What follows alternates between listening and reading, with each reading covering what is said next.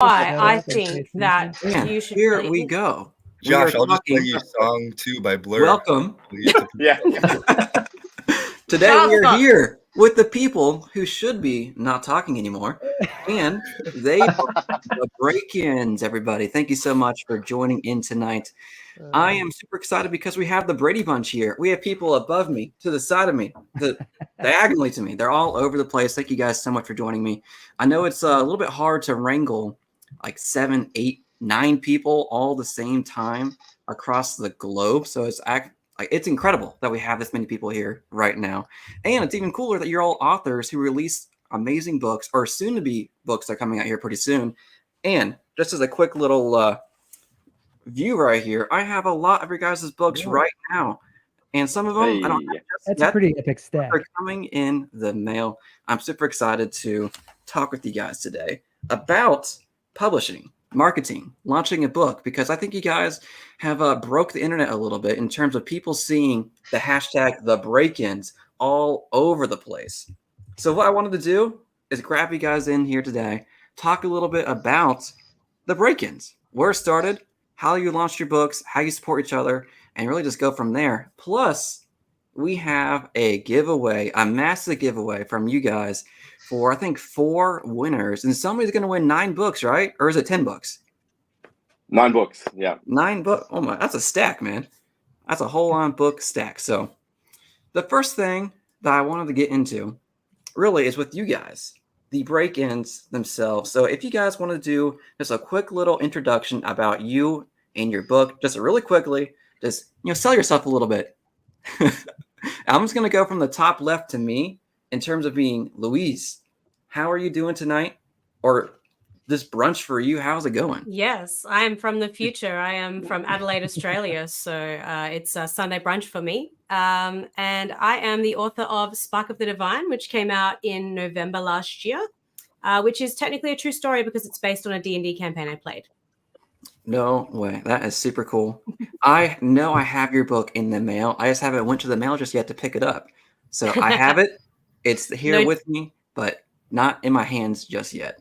Don't judge my wrapping like everybody else has, please. It's not great. Mr. Isaac, I think you're the one who is still writing a book, but I remember seeing an image. It looked super cool, right? So you're still writing it, right? Yeah, I'm just on the final edit now, and it's about to go off to the proofreader in 2 weeks. Oh, here we go, man. That is exciting. Well, I think it's all about dragons, right? It's just filled with dragons. As many dragons as King Edward has in England. And with your name having the Dragon Legion right there, I think it might include some dragons. Just a few. And then C.S. Diamanti. Am I saying that right? Yeah. Well, I always tell everybody, just say it as Italian as you can. Like you think of it's a Mia Mario. You just go, hey, Diamanti. Like it's a Diamanti. And get your hands into it, right? They're really good at but yeah, I'm Zach, or Z.S. Diamanti. I'm the author of the Stone and Sky series, which is now a few books. Which is epic. Stone and Tide just came out. Look at that. 2 weeks ago.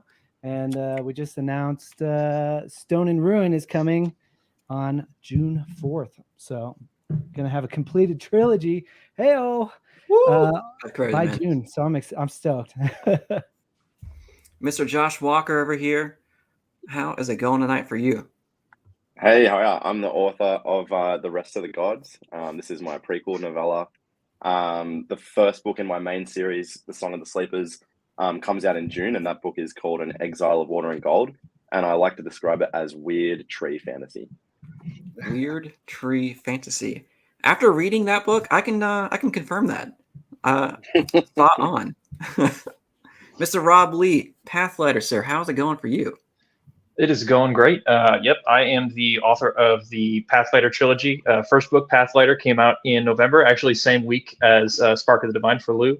It is a series that is heavily inspired by Greek mythology, Clash of the Titans, Percy Jackson, a little bit of like Frankenstein and other horror thrown in there. So, yeah, I always think back to your cover, man. When I first saw it, that creature at the top right doing that Spider-Man pose just always just gets me. I absolutely love that cover. Spider-Man fanboy as well, so I was very happy to see that in the cover as well. And Mr. Scott Palmer, how's it going, sir, for you? Hey, I'm doing excellent. Thanks for having me. So I'm the author of A Memory of Song. I'm kind of in the same stage as Isaac. Actually, we share the same editor, so she's busy right now. I'm just in the final stages of edit. It'll be off to proofread next month. Arcs will be coming out, but it's epic fantasy, first in a series. I'm selling it as Braveheart meets A Game of Thrones. Oh, here we go. That is exciting. I can tell you for your book, I read the prequel novella, absolutely loved it. So I'm super excited to keep diving into your work for sure. And then last but not least, at least for now, Mr. Sam Paisley, how is it going, sir? Good. The second and final SP in the break-ins. After Scott, of course. But I am the author of the Elements of Time series. Someone might need to help me out because this literally never works with my background, but get big. Yes, the beauty blocking hands worked. So it's the first of the series. Came out in July. It's a trilogy. I describe it as Avatar: The Last Airbender meets Star Wars with some supernatural and Stargate thrown in, but it is what I've been told is a portal fantasy, which is a term I'd never heard before. But it is. That book is out. I am hard at work on book 2, and I do have a couple secret projects that should be dropping this year as well. Those are still very hush-hush, but I have been making good progress on both of them. So hopefully I can get those out by the spring, summer. Mm-hmm. That is exciting. I love how we talk about secret projects, but then we talk about the project itself. So it's not that secret, but the content itself. If you say secret project, it doesn't tie you to finishing anything in specific. Sam's been dragged. It's not even 10 minutes in. Well, I wonder if it's a novella. Yeah, I'm a big fan of novella. No one asked you, all right? Go back. And to get things started real quick, I think a good spot is just to talk about the break-ins and how the heck this thing even started. And I think it's going to be mainly Josh and Scott, right? Are you two the ones who kind of started this whole the break-ins movement here? Yeah. Yeah. Wait. Wow, I didn't know if it was words. Oh, the polite ones. Yeah, it was really great. It was just Josh and I poking around in the dark on Twitter, and we just came across each other. Josh messaged me first, and he was just like, "Hey, let's get some authors together and let's just start messaging people." And that's basically what it was. It was as simple as that. There was no big grand scheme or anything, even though it seems like we are a international secret society. It was very organic. It was just kind of everyone we just saw around who was, getting ready to release at that time, which was like late October of last year. It's really as simple as that. It was just, we started Discord and we started supporting each other. It was Louise and Rob had just released that week. It was like just a couple of weeks into it. So it was really nice to just kind of go through, and we kind of were just pumping their stuff, and we got to see as the authors who hadn't released yet kind of how it was going to go and how it was going to work. And we had a couple people who had already released who were able to help Rob and Louise along the way. And it's just gone from there. And we're soon, like, I guess by the end of this year, we'll all have books out, and we'll just keep it going, I guess, in whatever way. The main thing is that we just wanted to support each other. That is an awesome story. So you didn't have like a LinkedIn profile called The Break-Ins and you posted like a job rec outside and people apply to it? I wish. That would have been way easier for me to find them, frankly.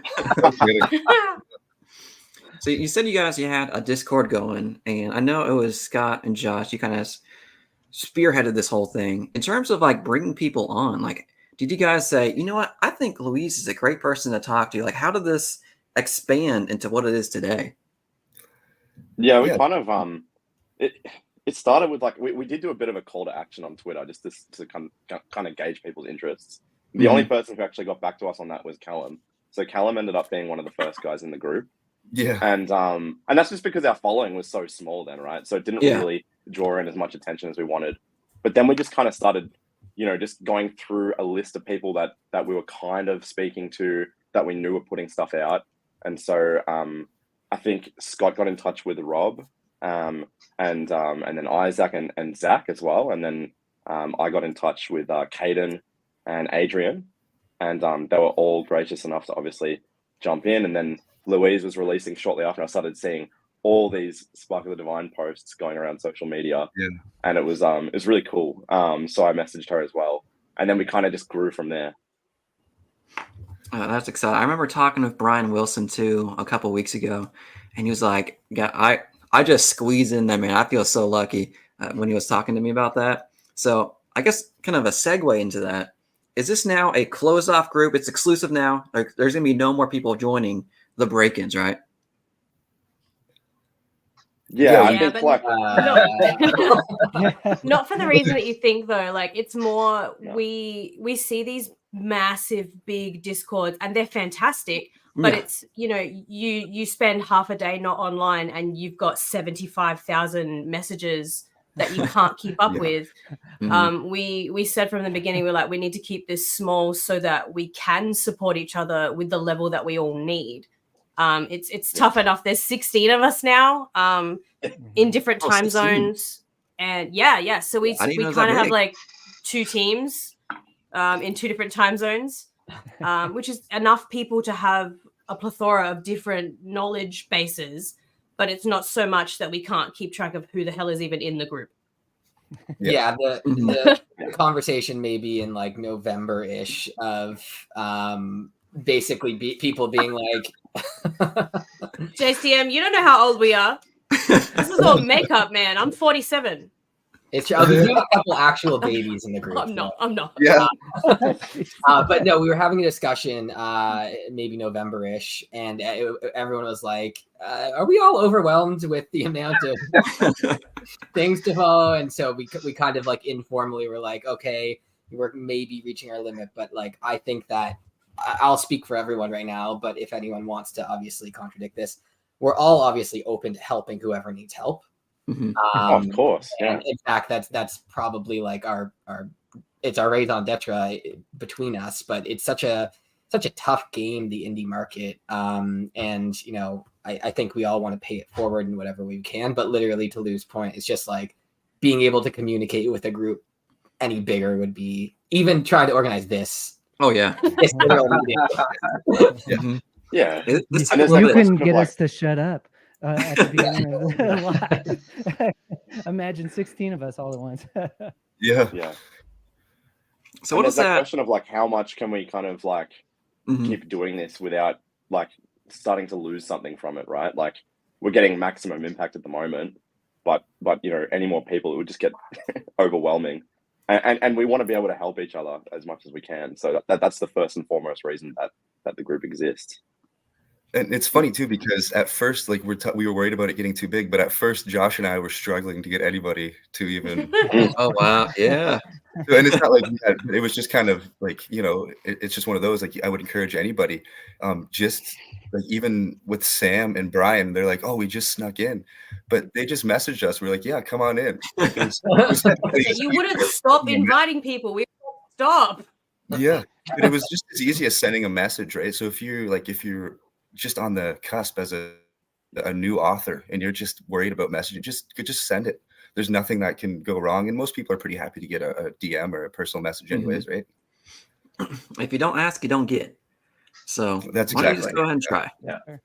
Yeah. So in terms of like other new upcoming authors, would you say a good segue for them is to create their own hashtag the Breakouts movement as well, so they can have their own group, and then just a new wave of just indie support from each other as a group. I think you might have started something. I don't know if you've seen this before. I think my number one piece of advice for anyone entering the indie game is definitely find a support network or create one. it's super isolating by nature to try to publish a book. And the amount of things you don't know is always going to dwarf the amount of things you do. So just having people to be like, hey, did you get any sales this month? And for someone else to be like, also no, you're like, okay, it's not just me. So yeah, I, you know, as with anything, having a community to support you and to bounce ideas off of and to gain knowledge from is more beneficial than you're going to get a lot more benefit than not doing it. Absolutely. I totally agree. And I think I came pretty late to the group. I think Scott messaged me like right after I released my book. And I had done so many things all by myself, and I was still like dialed into that like mode of I just got to get these things done. I got to get this done. I got to get this done. And I got so sick after one of the conventions or the conferences that I went to. And I was like dying. And then I got a message from another one of the members, Nicholas. He was like, dude, hey, Scott said he messaged you. And I was like, oh my gosh, I completely forgot. And that time where I was like sick for like 3.5, 4 weeks, I was like dying and nothing was happening. And I was like, this is terrible. I've worked so hard for all of this. And now I'm like, I can't do anything. And it really kind of changed my perspective at that time. And it was like, I need some other people who get it. Like when you're sick, when you're falling apart, when everything is crashing down and you're like, this sucks. This is terrible. Recently I released Stone and Tide, and my mom was having some health issues. And so trying to be that hype guy that I usually try to be was really, really difficult in the midst of a release that's supposed to be super hype. And I couldn't do it, but these guys were all there for me. And that's the difference right there. It's huge.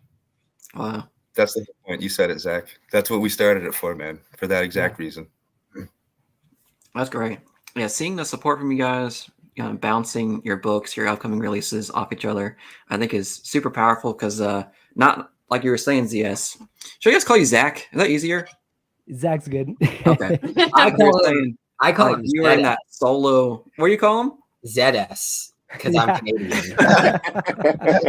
I lived in Canada for a few years too, so I respond to Zed, I respond to Z, I respond to Zach, I like Z. Whatever my name is for real. I also respond to Josh, which is weird because my brother's name is Josh and everybody calls me Josh growing up. So I mean, really, just go for it. I'll answer most of the time. That's funny. So pretend I am a brand new author. I wrote a book called Rhythm of Boar. And I want people to buy this book because I'm really proud of it. I think it's a good read. Now, when do you guys think... Is that BOAR or BORE? Yes. It's a play on Rhythm of War by Brandon Sanderson. So sorry. Bad joke. Never heard of When would you guys think is the best time to just start raising awareness? Is it as soon as I have the idea of writing this book? Is it as soon as the first draft is done? Like when in that process of you writing a book is the best place to start, raising that hype? A year ago. A year ago. Yeah. I would say you want to build a brand. Like you want to be farther ahead than you want to have your book done. You want to know what's coming, what your plan is, and have the entire thing figured out. Otherwise, you're always going to be playing catch up. And I don't. There's different ways to do it. Obviously, like you don't have to have I'm not saying go and plot your entire series, but I think having a general plan of this is how I'm going to do it, and that should start long before you're done the first draft. I can give you a definitive answer because it's what I did. Don't start marketing after the book is out. Now, with that being said, this is all easier said than done, right? Like most authors are just concerned with writing and getting it done, and it's such a huge achievement. So even if you just you released, you wrote the book, you got it to an editor, you did the cover design, you got it out there. At the end of the day, you can still have lots and lots of success marketing afterwards. But obviously, the more people that you can get invested and interested before the book comes out, the better, simply because there's algorithms that you can take advantage of. There's groundswell you can take advantage of. And you want to have a strong start if you can. And obviously, you know, Caden's a great example of this. He just released in the last month or so. He was able to get a bunch of reviewers and people, it books into reviewers' hands, names that people know. And it just gives you an edge over a very saturated market. With that being said, your first and foremost goal, if you are limited on time, is get the book out. Write it. That's nothing can happen until the book's written. So, you know, I didn't understand any of this until well after I released, until I kind of met everyone. And, you know, Zach is a good example of he's already got like 8 books finished and now he's just marketing them all. But yeah, earlier is better, but you're not, you know, dead in the water if it's after you come out too. No, totally. Just because you have a weak start doesn't mean you can't get stronger over time. I mean, you definitely would like to have a strong start. We looked at it as the release of the book was really the starting line. And so everything that came before that was all training to prepare for the race, right? And so before that, you're spending the 9 months or whatever you've got to start building an audience and build your foundations, building a website, which has branding, which gives people an idea of who you are and what you're about.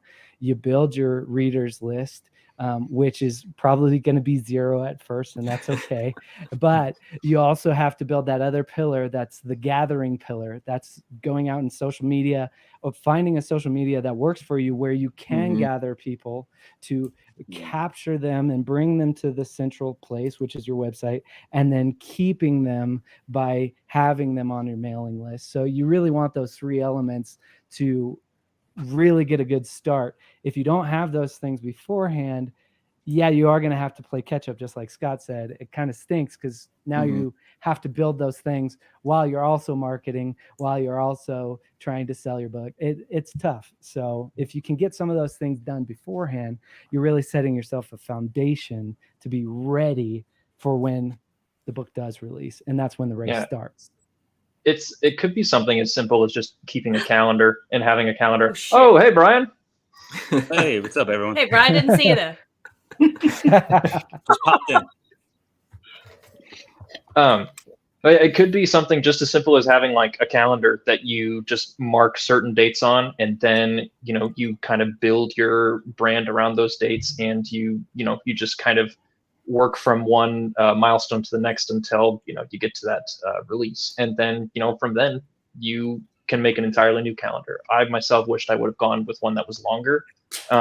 But I was happy that I had something regimented out in the early days. And then once I met all these fine people, they kind of helped me get a better sense of other dates to put on that road to release, even though it was a little bit shorter of a time frame.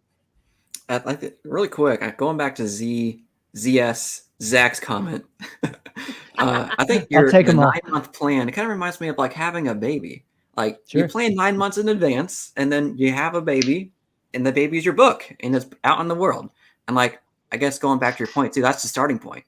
That's where the life of that book starts. So that's, I really like that time frame there. Yeah. Would you say like any longer too? Like a year out? I think you mentioned that earlier. Yeah, I wish I had taken a year instead. So Stone and Sky was actually ready. It was only in need of final edits. That's all it needed. Back in December of 2022, but I didn't publish it until August 29th of this past year, which is, 9 months. And I even then I was like, man, I wish I had at least 3 more months, because man, I would have gotten some of these other things done. And since it's come out, I've had to do some of those other things, right? But 9 months was a pretty good amount of time for me to actually establish some of those foundational things that were really important. Being able to build, having a website, having that place where people gather is great. That's where everybody lands, right? The newsletter is where you keep connection with them. And then the gathering, the net casting is all in the social media. And the social media, I didn't even start that stuff until February. That's, I think, where my 1 year plan came in, because I was like, man, if I had 3 more months of that before, that would have been even better. So actually, I wanted to get into social media real quick, because I'm glad, Brian, that you joined, because you opened my eyes to the world of Bookstagram. I had no idea that there's this whole world of people posting pictures of books. Then I see Andrew Watson over here posting like pictures that look freaking amazing. That, Oh my God, his pictures. this guy. So good. So in His terms of social Francesca's media, the same too. oh, I think Sam, you just joined Twitter like not that long ago, or sorry, X. Yeah, we bullied him into it. Yeah, We were And like, Jonathan get as well. Twitter. it happens Oh. to everyone. Would you It's one of your recommend pleasures. I was you to have trying for months all to the get him social over there. medias? I think I heard a question in there. I think like for me, like I'd never had any social media at all before I released my book, and if it were up to me, I would have like live on a remote island like with no internet anyways. So I think like if you're asking me, my advice is to do what you can handle. It gets Mhm. very overwhelming trying to manage. I mean, even trying to manage in Discord and respond to everyone is a lot. But what you want to be doing is putting out your best content. I hate using that word because it sounds like so transactional, but your best of whatever you're creating, right? Because whatever you put out there is a reflection of your book, of a reflection of your writing, of your brand. So for me, I resonate a lot more with Instagram than I do with X. I don't know why. It's weird because I don't take very good pictures, but I think like that should be your starting point. Is do what you can do best, do what you can manage, and then build out from there. Twitter has been for X or whatever has been a nice place for me to connect with a lot of other people, like people who are in the chat who have been kind enough to read my book or ask to read it, and that's obviously just like the biggest compliment any author can ever get. But if you're asking kind of again for a new author, it start with what you're comfortable with, maybe with what you know, and then build out from there. Every platform has its benefits and drawbacks, and if you're gonna get overwhelmed trying to manage 5, then just do one. Do something. To misquote Parks and Rec, like don't know if we can swear, don't half but 2 things, but 1 thing. Dear God. So Canadian. Yeah. Good old. I remember So- Luis, like you blew up on, I think it was Oh. Twitter a few weeks ago or a few months ago, where you had something go super big. I remember that. Yeah, the Sanderson reel. Was it that? I thought Yeah. it was like you signing your books or something. Maybe. Oh yeah. Maybe something that else. was a good one. Wow. Yeah. I think when it comes to viral content, the trick is to not want to go viral, and then it will. So if I think people will smell a farce or like something that's not genuine a mile away, and they will dodge it like they're in the Matrix. Mm-hmm. I didn't make my stupid reel or like make a post like thinking, 100 million people are going to see this. I made the Instagram reel because I thought it was funny. And because especially places like Instagram and TikTok, people do not want to be sold to. They don't want you to make 16 reels in a row saying, "This is my book, please buy it." They don't give a fuck. I'm Australian. But they don't. It's true. So what they want is to be entertained. And like I've had people buy my book because they saw my stupid reel and then saw my little comment on the reel that was like, "Hey, I wrote a book. Do you want to read it?" So I find that works really well. The other thing I find with like trying to juggle so many different social medias is to not copy paste everything. So I save my unhinged tweeting for Twitter, and then I make pretty pictures on Instagram, and then I do some dumb reels as well. But like I do aesthetic reels on Instagram, and then I do dumb stuff on TikTok. Like you can kind of move things around and have different facets of your personality, so you can show people more of who you are without overwhelming A, yourself, and B, other people. That said, though, I do forget that those platforms exist on a weekly basis. I haven't made a TikTok in, I don't know, 4 weeks because I forgot that I had it. But that's more about the ADHD than anything else. And then just throwing this out there too. I know Caden's not here, but he's, tagging Post Malone over here. Hey, you should read my book. So Yes, a few of us sent some of our books to Ollie Sykes from Bring Me the Horizon because he posted an Instagram story saying, "Hey guys, I got some bookshelves. Send me books." And Josh put it in the Discord and was like, "Hey, everyone should send him our books." So we did. So the break-ins are taking over Ollie Sykes's fucking living room, which is cool. Caden has the shots you don't take. Right? Michael Scott. Michael Scott, exactly. Caden has the distinct Michael Scott. Caden has the distinct home field advantage of being in Utah, where for some reason, like every famous author lives. So he's just like, I'm like an hour away from you. I'll drop off the book at your place. Caden's just hiding outside Brandon Sanderson's house, like, hey. He like catches him at the grocery store and stuff. He's tweeting from inside the house. Yeah. He's like putting it under apples and produce and stuff. We love you, Caden. Sorry for bullying you when you're not here. He's also a marathon runner, so he'll just be like, "Yeah, I'll just run it over. Not a big deal." Bring it to you. Yeah. Hey, talking about social media still, I'd love to hear how ZS does it, because I know he's very good at managing many platforms where many of us kind of chose our own lanes. Z is just like, I'm going to do everything and do it well. Well, I got the advice once that if there's a social media platform, you should at least get your handle for branding purposes, regardless, because the last thing you want is somebody to jump on to a social media with your name on it and your picture and start doing crazy things that would totally ruin or discredit you. And so that with that mentality, I was like, okay, that makes sense. I've even run into these authors, big time authors who have like 20, 30 books and, thousands of reviews on Amazon and all that. And they'll like friend me on Instagram. And then I come to find out that they're just trying to put like, it's somebody catfishing, trying to push me to go and like work with them to boost my sales and stuff. It's so ridiculous, right? It's like, wow, Abraham Lincoln added me. Oh, wow, bro. Like, this is crazy. I love you, man. Yeah, I love your work. Like, yeah, right. Thank you.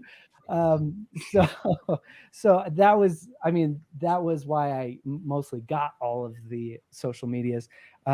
Really I've kind of stumbled into some of the other ones just because of different people I've interacted with.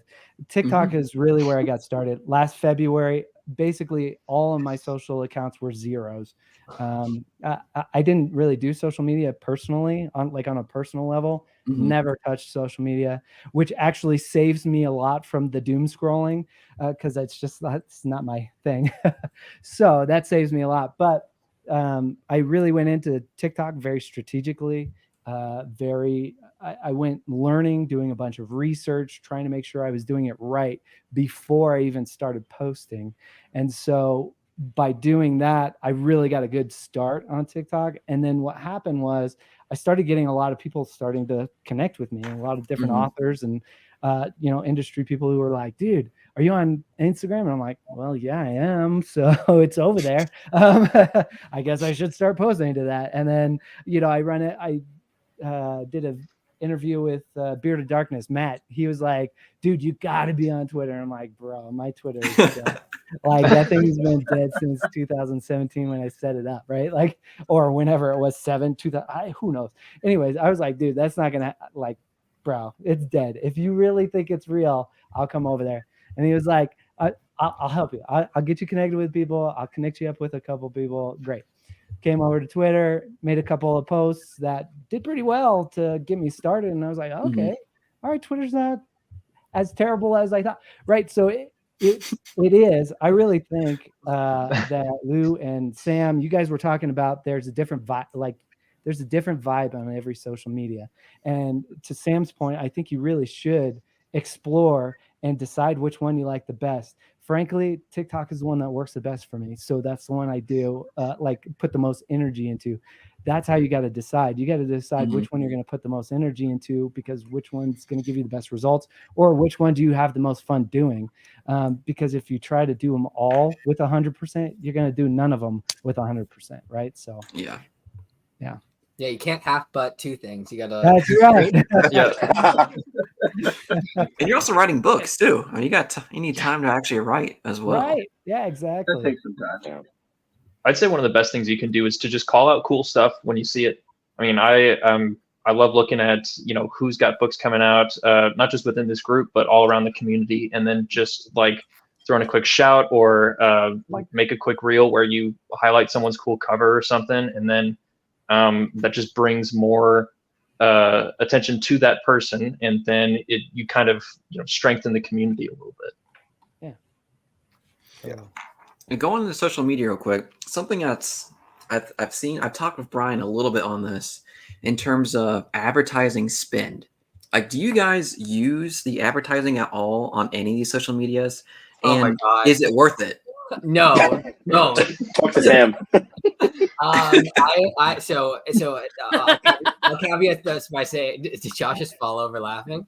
I'll caveat this by saying that I'm certain there is a way to spend money and get a return on it. But just throwing money out there and experimenting is not the way to do it.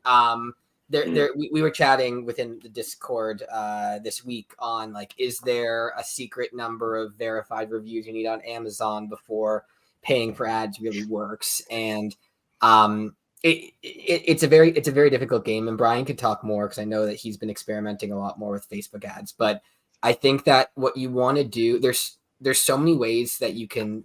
Let's say you've got, just to use a random number, $1,000 of marketing budget to spend.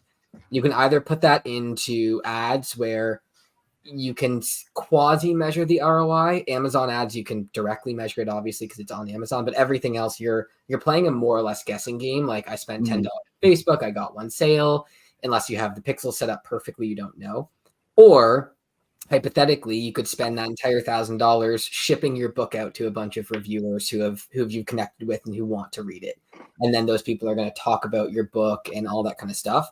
So if you're weighing where to spend your, presumably, I assume people are going to have a budget unless you're coming into this already a millionaire, which is nice. I think that especially starting out, you're much better off doing whatever it takes to get your book into people's hands, whether that's sending them copies, reimbursing them for copies. Paying for advertising is really good once you've hit a groundswell enough that, like, if Sanderson or whatever are going to, Ryan Cahill and everyone take a drink, going to advertise their books, it's gonna make more of an impact than an unknown. So, oh wow. And what's this drink thing about Ryan Cahill? Wait, does it count if Aaron does it? No, that was a question. I think there's a caveat. But yeah, that's my take. I don't know, Brian, if you've had far more success recently with ads than I have. This is something we talk about literally every day, Brian. Yeah, we talk about this all the time. Just No, the Ryan Ryan. Cahill thing. That's Thanks, Ryan. We've talked thanks, about Ryan. how if we drank every time we've heard his name mentioned somewhere, we would We got brought up a lot in the Discord, so we started being like, "Oh, every time you bring up Ryan, you have to drink." So, Oh my God.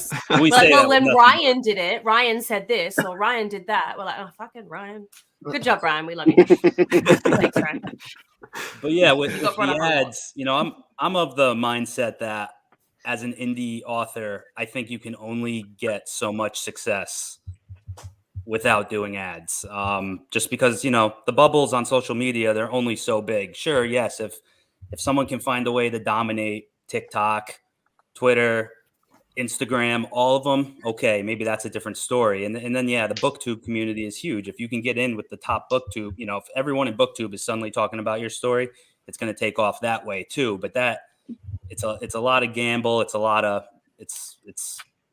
work. And so I think the other half of that is really trying to figure out the ad programs. With that said, the rule of thumb that I've always heard is don't even try them until you have at least 3 books out. I don't know necessarily the case of that. I've been talking with a few authors. I've heard of authors doing well on Facebook, not having multiple books out. So that's where I've chose to experiment. And yeah, I've had ups and downs. I've had great weeks, and I've had not so great weeks. It's all about. I've been trying multiple different approaches, and I'm fortunate because I have a means where I actually know someone who works at Meta, and they actually hand out credits sometimes because they want to know how they're performing so they give their employees credits that are allowed to give it to people who are businesses that are going to use it, and they want feedback on that. You offer them fee. It's almost like I'm the guinea pig for them over there. So it's not a huge amount, but it's enough for me to at least keep trying to test and figure it out as I go. And that's what I'm trying to do. So, like I said, it's some good weeks, some bad weeks. So still trying to figure that out. And I don't know how much of it is how true that rule is. It's only going to do so well for you unless you have multiple books out there.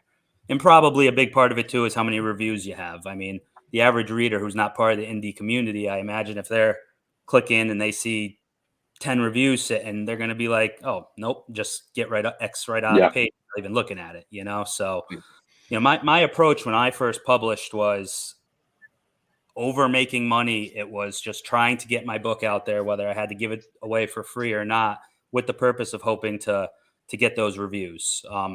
What Sam said earlier, my advice to anyone who's on a tight budget, any indie author, I would put it towards sending your book out to reviewers, sending your book out to bloggers, because the most important thing for me when you first start is you need those reviews. I mean, if your book's sitting there 6 months in and you're sitting on 2 reviews, it could be the greatest book in the world, but people are going to question it, and that's without even looking at it. That's without even probably reading the blurb of it. So, and it's, you got to add, right? So it's either you got a static ad, something that shows up, or like you mentioned, I sent, when Stone and Sky came out, I sent it to like 20 different book talkers, all people who I had made connections with through the process, right?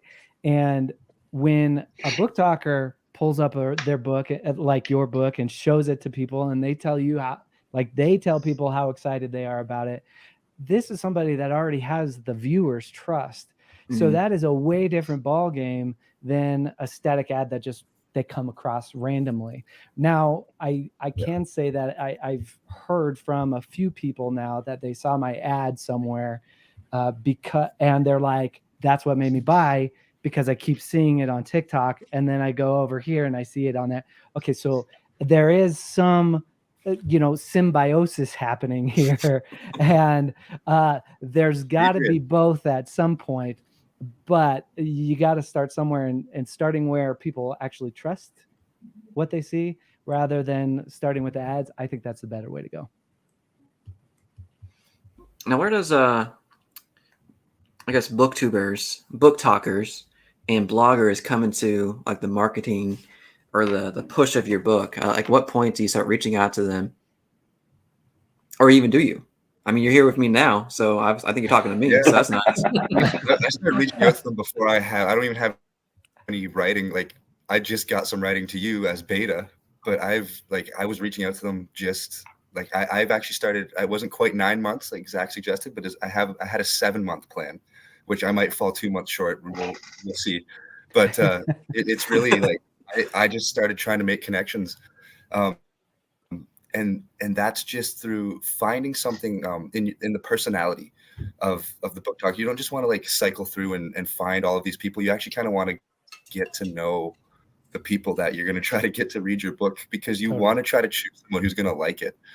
And you just you get to watch people, and that's difficult, but it really does, like everything in the indie game, it takes some time and it takes some effort on your half to just watch and find different booktubers and different reviewers and learn about them, see the books, read some of their reviews, and that's basically how it gets the ball rolling. Like we've just said, you want somebody that is not you to talk about your book.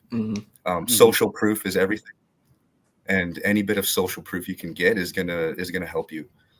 So like really, as soon as you can, as soon as you've got even like some of I think some of the break-ins we're still finishing up like early drafts. So I mean, even then, start talking about it as soon as you can. And I mean, there's something to be said. You want to obviously be wary about you don't want to talk too much at the beginning and then not have anything to back it up. I mean, you want to obviously have some stuff at least to show, whatever it may be, whether it's just like I've just been taking pictures of my books and just trying to get into the community as like a friend, and then be like, hey, I also wrote a book. And actually this was advice I heard Zach give as well when it comes to social media is you don't want to just advertise your books over and over and over.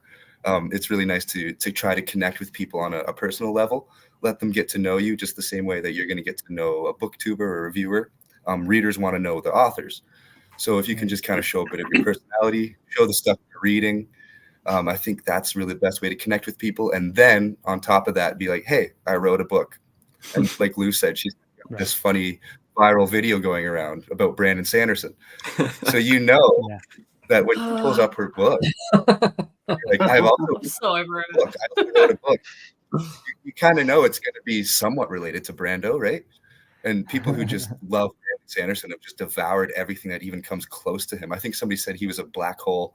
I don't know. I think was it Andrew? I can't remember. But someone in our group said Brandon Sanderson was just a black hole of just an author. Like if you release anywhere around him, it's even in the same genre, it'll just kind of suck you in. And that's not necessarily a bad thing. I mean, if you can be compared, and it just kind of gives you a point, but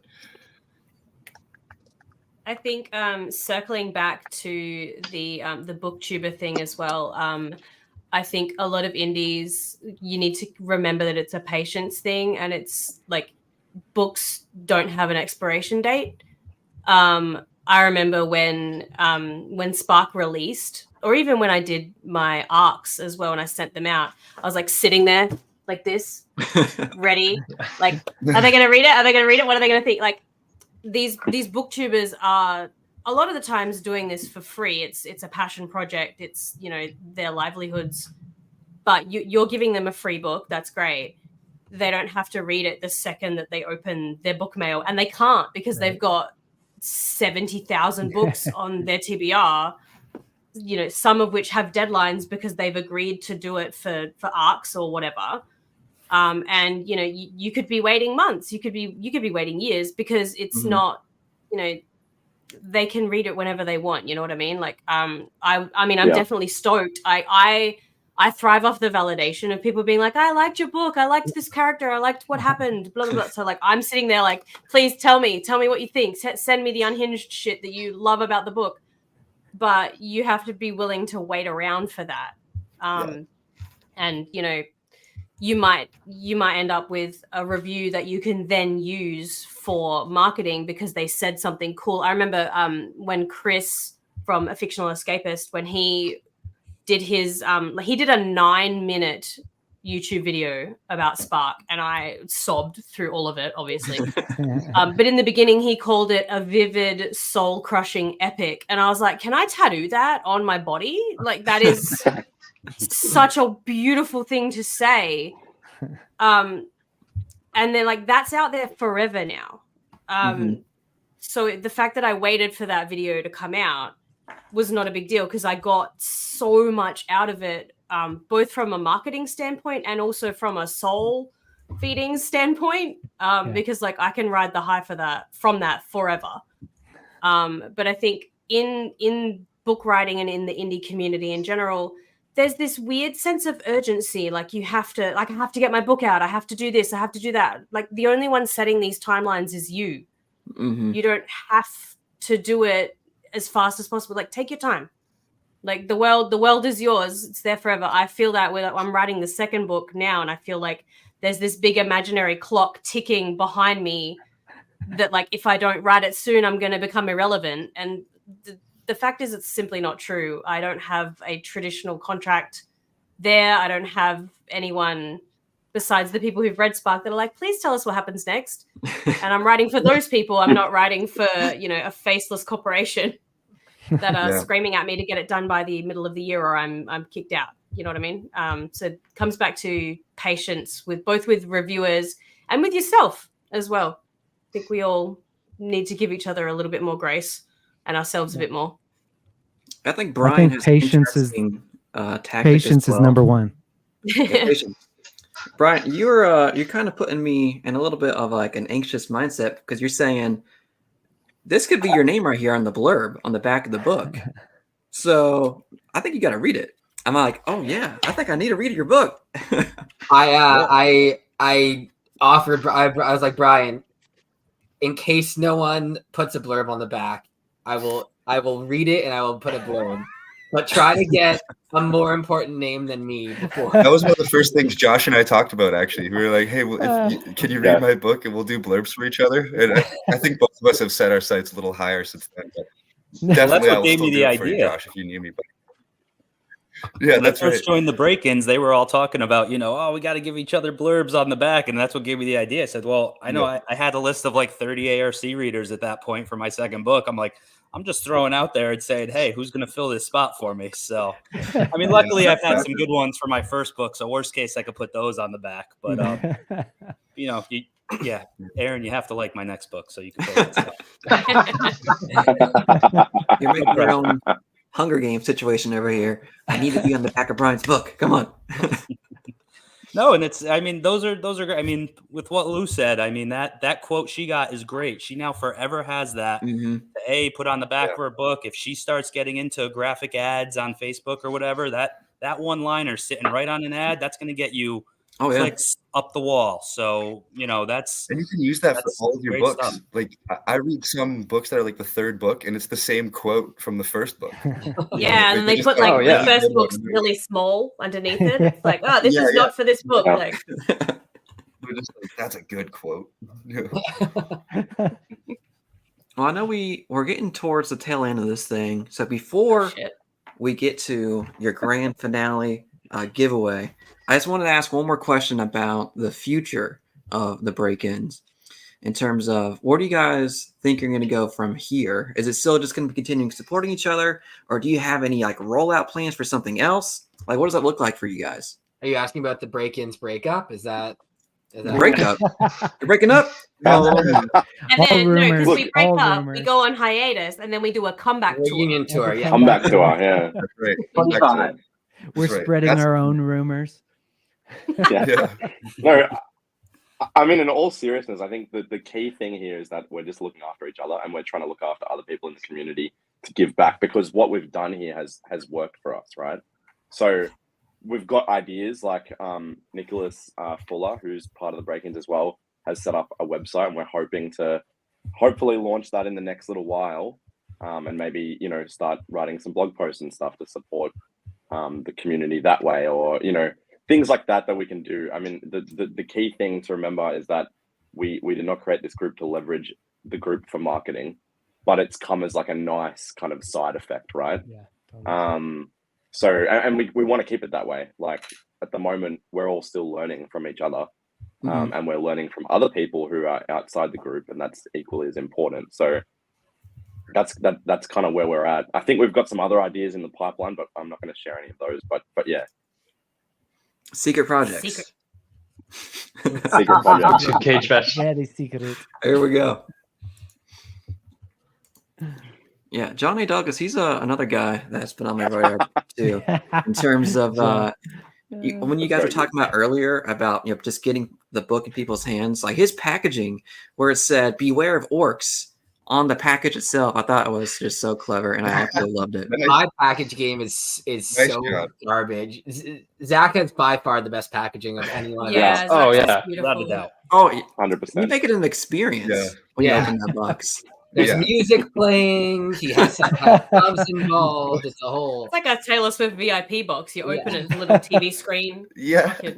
Hey, look, the whole mentality behind what that was, like, nobody knows who I am, right? So I was like, nobody knows who this guy is. Yeah. They're taking a chance on this random author. So what do I got to do? I got to make this an experience so that when they open this box, they're like, oh my gosh, this is cool. I got to share this so that other people will start talking about it, because I'm beating a dead horse if I'm talking about it all the time. you want other people to talk about it. So that was the whole mentality about it. And it actually just got really, really fun. And I was like, we're doing recipes. We're doing all sorts of fun stuff. Oh, it's great. And before we get to the drum roll, I gotta say this one more time. Ryan Kyle. God damn it. Why? Why? Does it even count? You're not a break-in. I think He's so bad because of Ryan. Wow. you get to tag whoever you say in a video, right? Like algorithmically. So It's like Bloody Mary at this point. He's gonna pop up. All right. I know you guys wanted to do the adventure pack, fire and fantasy pack, and then the survival pack first, right? So if you guys are ready, I'm going to click this present button. Maybe we can do a little drum roll, please, and then I'll click it. We have a little preface as to what we're. All right, let's do it. Oh yeah, someone. I have it ready to go, but So before we announce the winners, the group of us did a. I think most people on this call, we might be missing a couple people, but for those who had books out, we did a giveaway the last week. We will likely do more giveaways this year. We don't have plans to, but probably that type of thing that we will do. And we had 4 total winners. So 3 winners each we separated the books into kind of themes. So 3 individual winners across the world will get a signed copy of 3 of our books. It's like, my book, Brian's book, someone else's book, and I don't remember the categories. And then 1 winner is getting all 9 copies signed by all of us with amazing packaging from Zach. Damn! And this is what mine. Promise that it's gonna look like shit. No, I said just from Zach. Mine's coming in bubble packaging, 1 envelope. So all right. So yes, without any further ado, now I'll leave it to Josh and Aaron to announce the winners of each prize. All right, let's do it. all right. I'm gonna click the button. Here we go. Is it There we go. Hey! Wolver's Library, I believe that's Graham on X. That's the Adventurer pack. Yeah. JCP Nice. 1984 on the Fire and Fantasy pack, and RJ Lavender on the Survival pack. Well done. Fancy. Awesome. Woohoo! And Congratulations! congrats. I believe there's 1 super duper deluxe grand prize winner. Yeah, let's go. Yes, there is. There we Let's go. go. Let's Here go. we go. Let's go. 3. Let's go. Whoa. Woo! There it is. A move. Hey, I don't know who that is, but congratulations. 9 books. That is Yay. great. So That's a nice haul. We'll circulate these pictures on socials after the call and get in touch with all the winners. But that's amazing. Absolutely. And by the way, I love the That's the Christmas. vibe of these photos. It really fits the theme here. Yeah, we tried to steal your aesthetic. Good work, Rob. Hey, Rob. Thank Rob for that. Rob. Yeah, Go, Rob. that was a good time. Woohoo! Well, thank you guys so much for joining me tonight across the globe. The break-ins. I had a great time. I learned a lot. If I ever write a book, I'm going to come back to this video and take a lot of notes because there is so much knowledge just to glean from all you guys who have such an amazing experience going into this indie world. And thank you again. I really appreciate it. You're an honorary break-in, Aaron. So Yes. you can come to us for advice. Thank you, Aaron. Thanks for having us. Thank you. Yeah, thank you for having us. Awesome. Thanks for having me. See you guys. Peace. See you later.